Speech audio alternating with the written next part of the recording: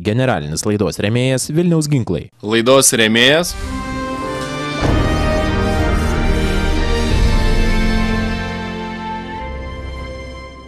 Kėbulų remontas, dažymas kameroje, transportavimas. Šiauliuose Vlado Navicko įmonėje paslaugos aukščiausios kokybės. Laidą remia Žalvaris. Nelauk, kol gamta supyks. Sveiki Tauro rago žiūrovai. Sveikinu Jūs su dar vienu gražiu sekmadieniu. Nors už lango vasara, poilsis aplanko toli gražu ne kiekvieno namus. Iš kai kurių lietuvaičių kiemų atostogos kone šluota išprašomos. Visur šluota ta pati, tik šlavėjai skiriasi. O šį savaitgalį Jūs išvysite, kaip atostogų poilsį iš ūkininko namų iššlavė Radviliškio medžiotojų ir žvejų draugijos pirmininkas. Kam reikalingi rinkimai, kai gyvename diktatūroje? Kaip vienas nusprendžia, taip turi ir būti. Radviliškio medžiotojų ir žvejų draugijos pirmininko didybės šokis? Ką Jūs čia kalbat nesąmonę, va? Tik Tauro rago laidoje, kai ponas Fergelis iš ūkininko atostogas vogė. Taigi originaliausi pasaulyje pirmininko valdymo metodai, anarchijos pamokos ir ūkininkų nusiskundimai netrukus reportaže. Išgirdę apie nesutarimus tarp medžiotojų Radviliškio rajone, nusprendėme padėti. Jų galų gale, svarbiausia, kad kuo daugiau medžiotojų bendrautų ir sutartų ne tik medžioklėje, bet ir už jos ribų. Taigi leidomės į netolimai kaimyninį miestą susitikti su pagrindiniu istorijos dalyviu, ponu Fergeliu. Juk draugijos pirmininkas turėtų būti pagrindiniu pagalbininku, sprendžiant tokias problemas. Ir toli gražu pats intrigų nekurti. Taigi koridoriais judame į priekį ir beldžiamės į pirmininko duris. Bet trumpam sustokime ir sustabdykime šią žavingą akimirką. Kad įrodytume, jog problemos Radviliškyje yra daug rimtesnės, nei gali pasirodyti iš pirmo žvilgsnio, turime, tiksliau tariant, tiesiog privalome pakalbinti ir šios istorijos liudininkus. Žmonės, kurie į šią situaciją pažvelgs neutraliomis ir objektyviai vertinančiomis akimis. Taigi nukelkime susitikimą su Radviliškio medžiotojų ir žvejų draugijos pirmininku kiek vėlesniai laidos daliai.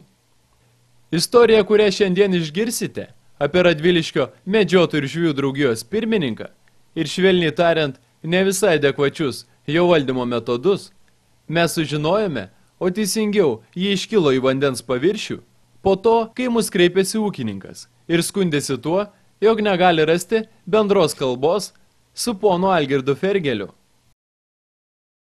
Draugijos pirmininkas taip pat vadovauja ir Radviliškio rajono Briedžio medžiotojų būreliui. Štai šioje vietoje ir prasideda istorija. Medžiotojai šio būrelio savavališkai, galima sakyti, įsirengė pas mumis sodyboje, tvarto patalpose vienas bokštelis, daugiau šėryklo taip pat už tvarto patalpų taip pat įsirengė, bokštelis dar kitas yra čia už tvarto. Ir ką, buvo kreiptas ir tą patį Briedžių būrelio pirmininką, gerbiamą Fergelį, ryšim su tom, kad mes tikrai valdome gan nemažai žemės, kad priimtų į būrelį. Iki šioliai jokio atsakymo, jokių veiksmų nebuvo imtasi. Na, sunku patikėti tuo, jog šiais spartaus informacijos perdavimo laikais iš ūkininko prašymą būtų sudėtinga atsakyti. Galbūt draugijos pirmininkas tiesiog nepripažįsta telefonų, elektroninių laiškų ir apskritai technologijų. O ūkininkų iš draugijos verta laukti atsakymo kitomis formomis. Galbūt pro langą dairytis pašto karvelio ar kylančių dūmų signalo apie galimybę įstoti į medžiotojų būrelį. Į tą patį būrelį, kurio pirmininkas įsirengė bokštelį ūkininko kieme. O čia šalia miško supilta pašarinė aikštelė. ir, nežinau, atsakomybės jausmo jokio. Tėvai stengiasi bent jau atgaivinti kažkiek tai ir sodą. Visgi pasinaudoti ūkininko žeme briedžio būrelio pirmininkas laiko suranda. Tik dėje, to pasekoje atsiranda dar daugiau problemų. Jie čia susipylė tą pašarinę aikštelę, visi žvėrys renkasi, eina į sodą, žiemos metu nugriaužia visus medelius. Nežinau, daro nuostolius. Suprantame, jog ir mūsų ponas Fergelis gali neišgirsti. Tačiau ūkininkui padėti išspręsti problemas tikrai reikia. Taigi pasikliaujame viltimi, jog Lietuva nėra tokia technologiškai atsilikusi ir siunčiame klausimą į Radviliškio medžiotojų ir žvejų draugiją. Tad norėčiau paklausti, gerbiamą Algirdo, kodėl man nebuvo sudarytas sąlygos įstoti į medžiotojų būrelį. Norėjome įsitikinti, ar klausimas iš tikrųjų pasiekė adresatą. Vykstame ir pas patį pirmininkų pirmininką. Tačiau ūkininkų rūpešiai nėra vienintelis gedimas draugijos pirmininko valdymo metodikoje. Šias problemas geriausiai apibendrintų žmogus, kuris žino, kas vyksta Radviliškio gyvenime. Tai, kas vyksta dabar Radviliškyje, ir jo labiau, kad tai yra visuomeninė organizacija, man kaip padoriam žmogui truputėlį gėda yra, nes Radviliškyje tokių dalykų visose srityse net panašių nėra. Todėl ir pradėjau galbūt domėtis daugiau, kada palietė viso rajono žmonių interesus. Prieš porą metų mes turėjome pradėti tvarkyti Rimaičio ežero pakrantės, nes esame įpareigoti paveldosaugininkų iškelti pliažą iš esamos vietos. Tam ir buvo skirti pinigai, kad įrengti kitą poilsiavietę. Ir net sveikų protų, nes negalėjau pagalvoti, kad iš pačio pirmininko Fergelio bus toks pasipriešinimas. Apie prie ko čia tas meras išvis, tai aš nesuprantu. Kad nesuderino darbų projekto ir tas projektas nuvirto mums. Antrą kartą pateikėme projektą ir vėl mes susidūrėme su ta pačia logika draugijos vadovo, kad jeigu duosite pinigus jam, tada jisai įžuvins patirtus nuostolius. Mes tikrai pinigų personaliai nedaliname niekam. Pasiūlėme, kad teikite paraišką, kiek ten bus padaryta žala ir numatyti oficialūs pinigai yra gamtos fonde, bet kadangi tai jau čia eina oficialiai, jam buvo tarsi ir nepriimtina ir jisai tiesiog ir šiandien dienai dar ignoruoja to ežero valymą. Algirdas Fergelis ignoruoja ne tik ežero valymą, tačiau Radviliškio miesto mero pasiūlymus. Galbūt neparankus tuo atveju, kad daug vietų aš esu prieš tokį anarchinį valdymą, prieš vieno žmogaus valdymą, nes reikia tartis. O mūsų draugijos vadas, būtent jisai, kaip vienas nusprendžia, taip turi ir būti. Tai tiek paprieštarau, kad nebūtų perkama mašina draugijai lengvoji, kad tai būtų perkama tokia, kuri tarnautų tiesiog draugijos reikmėms.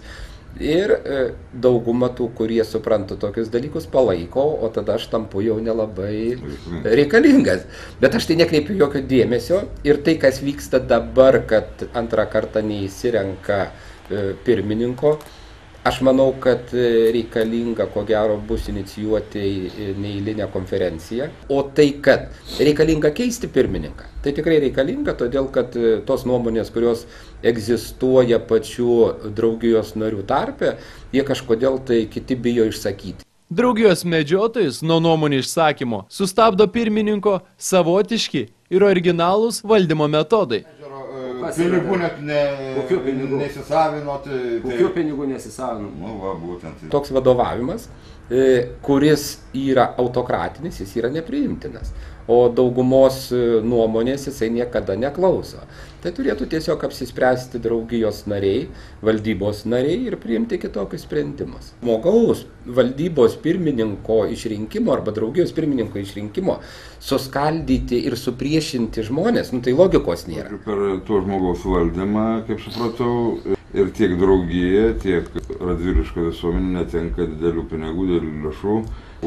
Šiandien jau būtumėm turėję atstatytų žūklės plotus, nes tai jau būtų praėjęs tas laiko tarpas. Ir netgi su specialistais, kada kalbėjome, tai prieš porą metų buvo vasara netokia lietinga, kuri vertinant aplinkai poveikį būtų mažiau padaryta nuostolių negu dabar. Galėjo būti kitokie atlikti darbai arba veiksmai. Tai mano pavaduotojas Jonas Pavilaitis, kuris dirbo ir šitą sritį kuravo. Jis tikrai ne vieną kartą žmogus geranoriškai bandė iš gamtos fondo pinigų tiesiog vos nesiūlyti, kad reikia daryti vienus ar kitus sprendimus. Tai buvo pažiūrima kaip į valdžios kišimąsi. Tai visuomeninė organizacija, tiesiog aš patariu pavaduotojui tada, kad sakau, nesikiškite, nes tai yra visuomeninė organizacija, bet jinai yra vis tik apjungianti be galo didelį žmonių skaičių. Todėl aš kaip vadovas sakau, aš matau problemų žmoguje.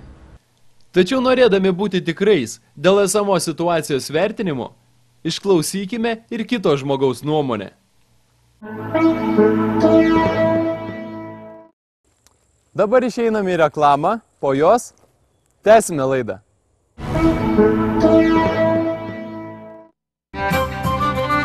Mėsos meistrai, pagaminta žinovų.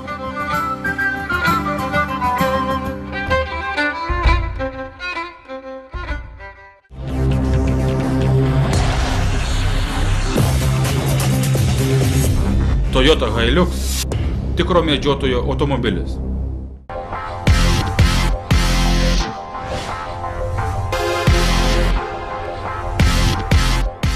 Čia Jet šautuvas – patikimiausias draugas medžioklėje.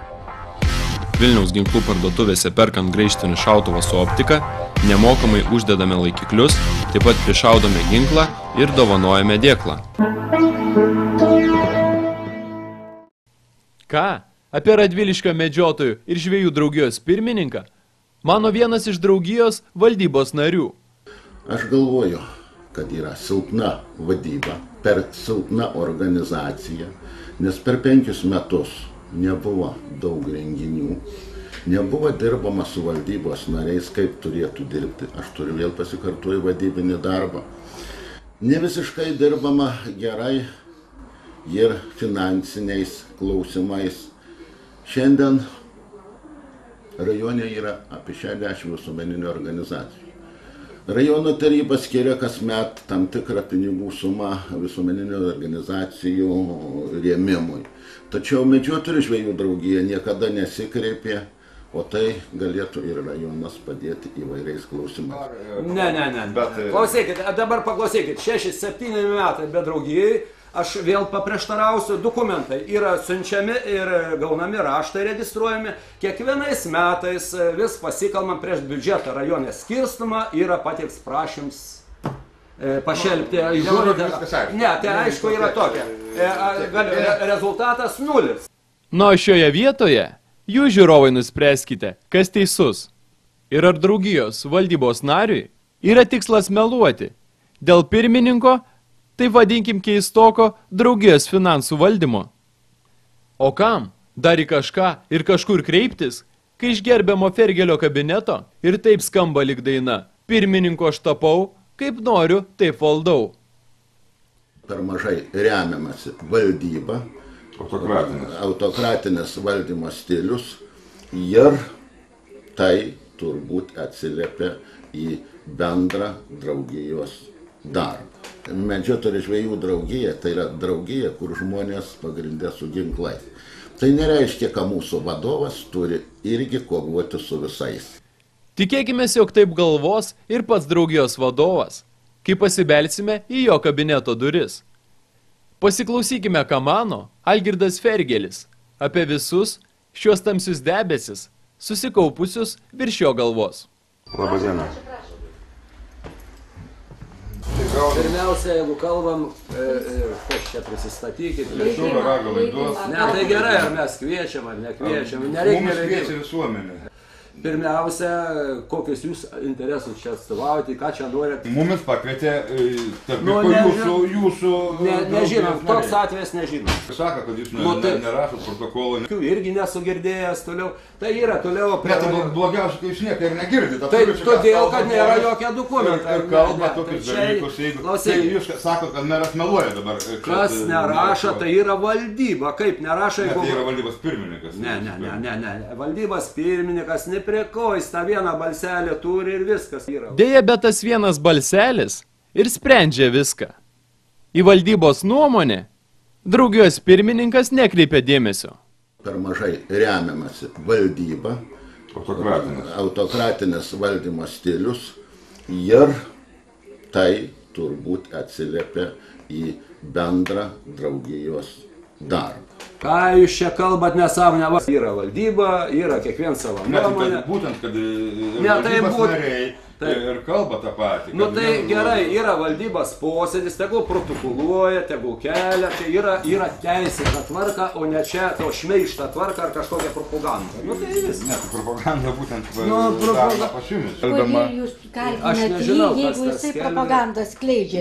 Jo nereikia kaltinti. Apie tai ir kalba visi kiti valdybos nariai, apie tai ir kalba. kalba. Valdybos visi augę, žiūrėkite, praktiškai aš šiut ne jauniausias. Ten yra po 70-90 metų. Kokias išvadas galėtume padaryti, remiantis pono Fergelio teiginiais? Pirmiausia, jog jis yra vienas jauniausių draugijos narių, todėl jo kaltinti niekuo negalima. Klausykimės daugiau, nes juo toliau bėga ši istorija, jo puslapį darosi vis spalvingesni ir margesni. Nesusikalbam, nesuprantam apie ką. Suprantam, apie ką kalbam. Gerai, apie ūkininkus kalbam. Nu tai gerai, dabar žiūrėkite, vėl jūs kalbat apie tuos ūkininkus. Taip. Nu, ūkininkus. Prašom tą ūkininką konkrečiai, kas atsitiko, kur kas atsitiko. Atsitiko bokštelis pastatyti ant jų žemės. Kur? Koks? Kieno žemės? Ant ūkininko žemės. Ką jūs čia kalbat nesąmonę? Tai jums spaudimą daro aplinkos agentūra Šiaulių, tai jums daro spaudimą meras. Palaukit. Aš nesu girdėjęs tokių dalykų. Mes, pavyzdžiui, nei draugėlių būrelis nesam tokių nei raštų rašę. Ir toliau, kas liečia draugiją, mes vėl savo gyvenimą gyvenam. Tai kažkodėl žmonės iš jūsų draugijos ir skambina mums. Nes mato, kad aš galiu pasakyti, autokratinis valdymas, jokių susirinkimų, prieš galą dabar keli tik tai protokolai. Gerai, dėl Arimaičio ežero pinigų net nesisavinot. Kokių pinigų nesisavinot? Nu va, būtent. Draugija eina su pliusu, labai tvarkingai, patalpas matot, viskas darom, tvarkam ir gyvenam be tos savivaldybės, kadangi kas liečia pliusą, nieką neuždėja pliusą, vienintelė vėl intrigas, kaip ir dabar, ateinat ir... Tai būtent apie tai ir kalba. Gerai, dėkui, kad intrigas rengėt jūs. Po nelabai pavykusio pokalbio supratome, jog šis žmogus vadovaujasi logika, jie švaištau be skėčio, lietus nelyja. Reiškia ir visuomenės nuomonė neegzistuoja. O dar užsimerkiu ir manęs išvis nebėra. Deja, poną Fergelį mes matome. Jį ir jo darbelius mato Radviliškio miesto meras, draugijos valdyba, nesuprasti ūkininkai ir žinoma gausus rajono medžiotojų būrys. Tokie reikaliukai vyksta Radviliškio medžiotojų ir žvejų draugijoje. Kalbinome eilinius draugijos medžiotojus. Deja, taip ir nesupratome, kodėl žmonės bijo kalbėti apie tai viešai. Na, o ką šiuo ir kitais klausimais? Mano laidos teisininkas. Klausimas būtent suformuluotas yra taip. Ar aš būdamas žemės sklypo savininkas ir turėdamas teisę ir leidimą medžioti, galiu kartu su medžioklės ploto naudotojais medžioti visose jų medžioklės plotuose ir ar jie privalo priimti mane į būrelį. Na, apie tai mes diskutavome jau ne kartą mūsų laidoje. Jums reikėtų vis dėlto pasižiūrėti Lietuvos Respublikos medžioklės įstatymo 13 straipsnį. Ir be abejonės aš vėlgi pacituosiu 13 straipsnio pirmąją dalį, kuriame yra išdėstyta žemės sklypų savininkų teisė susijusia su medžioklės plotų vienetų sudarymu ir medžiojamų gyvūnų išteklių naudojimu juose. Taigi pirmoje dalyje yra rašoma, privačios žemės sklypo savininkas, turintis medžiotojo bilietą, turi teisę susitaręs su medžioklės plotų naudotojais Šio įstatymo ir medžioklės Lietuvos Respublikos teritorijoje taisyklių nustatyta tvarka, kartu su medžioklės plotų naudotojais medžioti visose medžioklės plotų vienetuose, į kuriuos patenka jam nuosavybės teise priklausantis žemės sklypas. Na, be abejo, nesuformuluota įstatymo nuostata neretai įveda tam tikrų abejonių ir tam tikrų ginčų. Medžioklės plotų savininkai įsivaizduoja, kad jie, turėdami savo nuosavybės teise jiems priklausantį žemės sklypą, kuris papuola į medžiojamasias teritorijas, turi teisę medžioti kartu su medžioklės plotų vienetų naudotojais. Be abejonės, įstatymas aiškina, kad jie turi teisę, tačiau įstatyme yra aiškiai pasakyta, kad susitarė su medžioklės plotų naudotojais. Reiškia, tai turi būti numatyta gera valia. Ir jeigu šio susitarimo nėra, tai medžioklės plotų naudotojai, jie turi teisę medžioti savo medžioklės plotuose, o savininkai, negavę iš jų leidimo, teisės medžioti šiuose medžioklės plotuose neturi. Na ir kita klausimo dalis, ar būtent medžioklės plotų naudotojai, tai yra, sakykime, kažkoks tai būrelis, privalėtų juos priimti pas save į medžiotojų tarpą. Be jokios abejonės, jokios prievolės būreliui šio klausimo nėra. Būrelis tai yra tam tikra organizacija, asociacijos dažniausiai pagrindų veikiantis, ir jie priima į savo tarpą tik asmenis, kuriuos nori matyti būrelio nariais.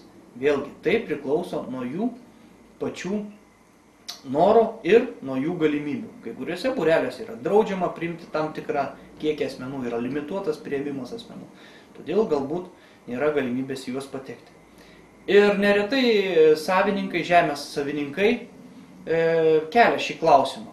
Ar iš tikrųjų mes turėdami žemę, joje negalime medžioti. Jeigu jūs gerbėmėjai nesutarėte su būreliu, pagal jų nurodytas taisyklės medžioti šiuose plotuose ir neturite leidimo iš to būrelio, iš ploto naudotojo medžioklės, jūs medžioti tuos savo nuosavybės teisę priklausančiuose plotuose negalite.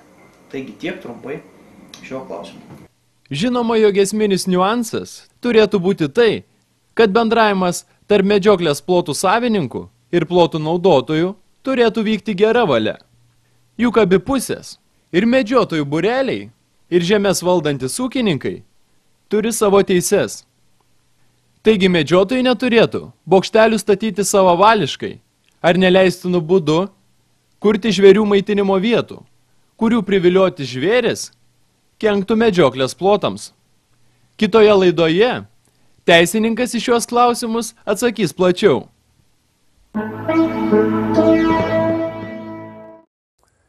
Šios dienos laidoje tiek. Kartais ir draugiškoje medžiotojų atmosferoje kyla nesutarimų. Norėtųsi, jog ateityje tokių problemų ir nesusipratimų draugijose nebūtų. Ir konfliktų tarp pirmininkų ir eilinių medžiotojų kiltų kuo mažiau. Juk kiekvienas medžiotojas tikisi, kad draugija atstovaus jo kaip medžiotojo interesus. Tikisi, kad draugija, tai tokių pat bendraminčių kaip ir jis, visuomeninė organizacija, išlaikoma medžiotojų, su kuriais Radviliškio medžiotojų ir žvejų draugijos pirmininkas dėja neranda bendros kalbos. Neranda, nes neieško.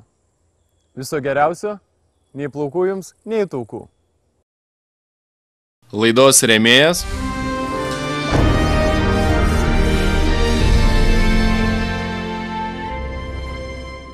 Kėbulų remontas, dažymas kameroje, transportavimas. Šiauliuose Vlado Navicko įmonėje paslaugos aukščiausios kokybės. Laidą remia Žalvaris. Nelauk, kol gamta supyks. Generalinis laidos rėmėjas Vilniaus ginklai.